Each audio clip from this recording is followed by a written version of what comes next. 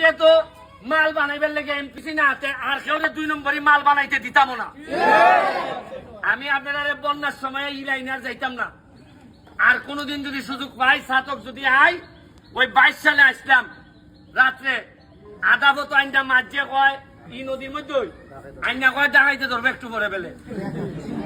এবার আমি ওই যে কিতা কমে তুমি কও কিতা ডাকাই ধরবে আলা বুঝছে না তা ডাকাইতের সাথে। এরপরে বেটারে লিয়ে গিয়া টানাত গিয়া কত ঝামেলা জুমেলা পাওয়া আইছি। এবার এবারও আইছি, এবার দিনও আইছি, ভাবলাম দেখাইতে নি রাত ধরে। তবে এখন আমার মনে হইতেছে আজকাল যে লক্ষণ দেখতেছি আর দেখাইতে নাই মনে হইতেছে আমার। তবে মানুষ পড়াশোনা করলে, মানুষ অর্থনৈতিক ভাবে আগাইলে চুরি ডাকাতির মানুষ থাকে না। আমি যৎকান পারছি সরকারি ভাবে জননেত্রী শেখ হাসিনার যৎকান পারেন আপনাদের এমপি চেয়ারম্যান সাহেবদের মাধ্যমে চাউল পাঠাইতেছেন। আমি আমার নিজের ব্যারিস্টারির ইনকাম থেকে কয়েক লাখ টাকা ত্রাণ লইয়াছি আপনাদের এলাকাত।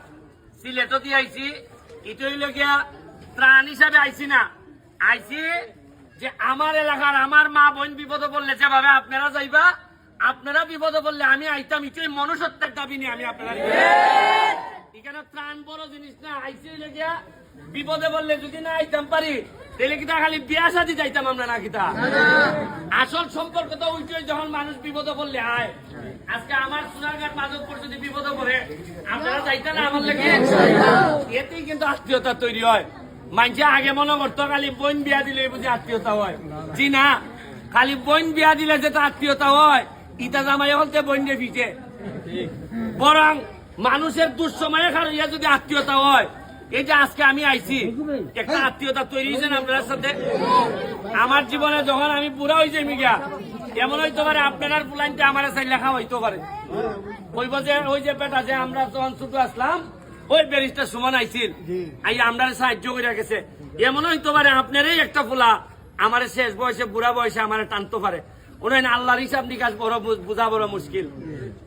আজকে আমি নির্বাচনে দাঁড়াইবার সময় আমার লইয়া মানুষ 80 ঠাট্টা করছেন। আমার বিরুদ্ধে যারা বড় বড় নেতা তারা কইছেন আরে এত একটা ফুঙ্গা ফুলা, ইতো আমারে কইছেন।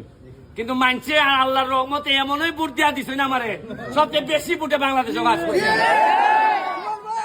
আমি বিশ্বাস করি মানুষের জুলুম করতে হয় না, জুলুম করলে একদিন না একদিন এটার ফল পাউন লাগে।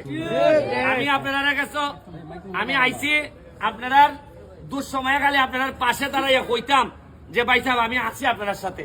হয়তো সব সমস্যার সমাধান করতে পারতাম না, কিন্তু দুঃসময়ে খার হইবার অভ্যাস হোক, আপনার ছেলের হোক আমার ছেলের হোক, আমি কিছু ত্রাণ নিয়ে আইছি। এটা আপনারা